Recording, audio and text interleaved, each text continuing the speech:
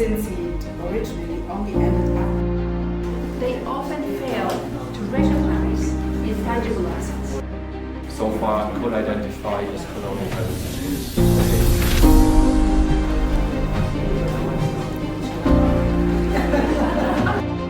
This is actually quite relevant today. I'm not sure if you know. So what they so far could identify as colonial heritage in The Hague, in Paris, or in terms of decolonial practice, decolonial action ongoing at this, so to say, to this day. Unlike the critics always say, history is in fact not erased, right? We're not replacing one with the other, rendering what was there before invisible. Quite the contrary.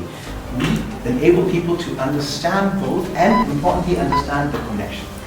She also actually intervened into German language itself. Not only did she demand renamings of streets, but also she actually coined the term Afro-German, which to you now might sound very quaint.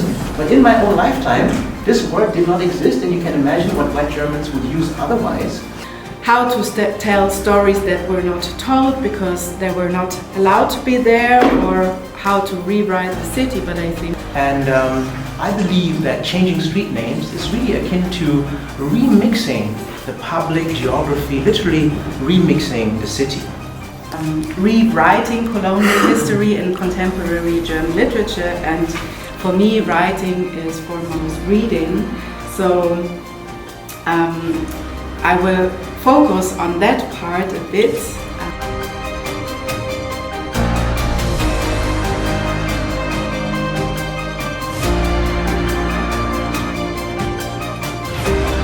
Important information about what is really important and what for people, and how people interact with this space, because that's actually how get to to transfer that knowledge to future generations. They often fail to recognize intangible assets. Where are those intangible assets located? And also some tangible assets that are relevant for citizens. So that would be one objective. And the other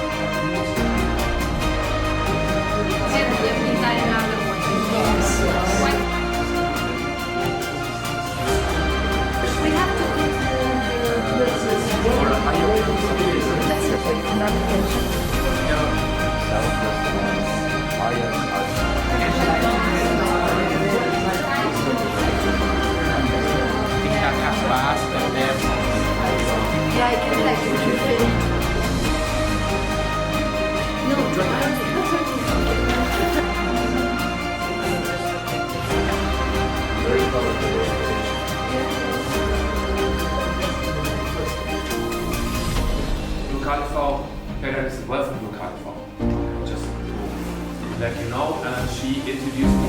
And we don't accept the other culture. Like when you arrive in France, you have to be French. Like you can't have like multicultural multiculturalism in you. Like you have to choose. So we see that in monuments, very often women are not included, and if they are included, they are often in traditional roles of care, mourning, or grocery shopping and chatting.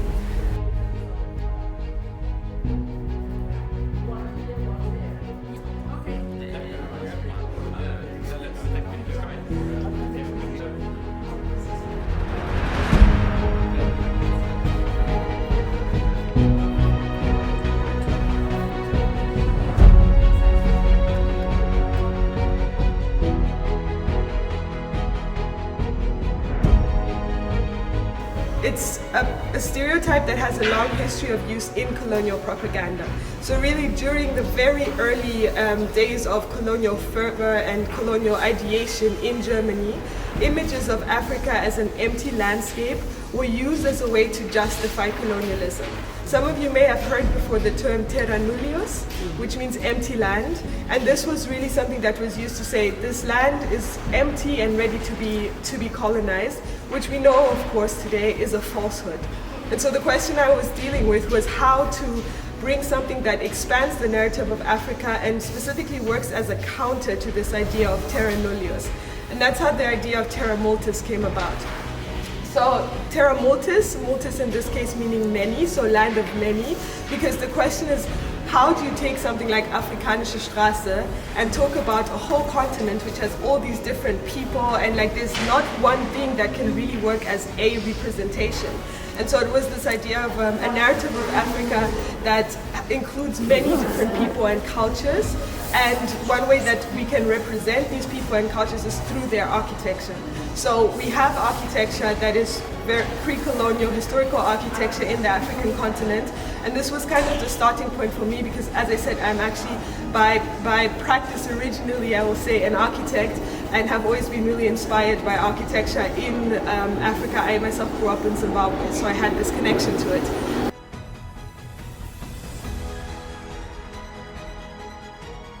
So what you can see here is that the African Quarter consists out of 22 streets and places, squares, that are named after former colonial regions and originally were named after colonial actors. So in the past years there have been 3 streets that have been renamed, and nowadays they are honoring resistance fighters. So we will also look at those streets and the whole process of renaming as well. So what you will realize very quickly, if you haven't already, the African Quarter is not very African. Yeah, so there are not so many black people here. There is a Afro diaspora, yeah, but even the Turkish diaspora is bigger than the Afro diaspora. So the main people who live here are actually white, yeah, and that was also the intention. The idea was to build a residential area for primarily white people, and the reason why they selected those names and also the African Quarter as a way to frame it was really to because people wanted to manifest and also legitimize Germany's role in colonialism. The US fits in, yeah. We see China. US in orange, China in purple. We have Japan. We have in Turkish, turquoise, India. Yeah, and in pink you can see Germany. In Germany we have the association Little Africa.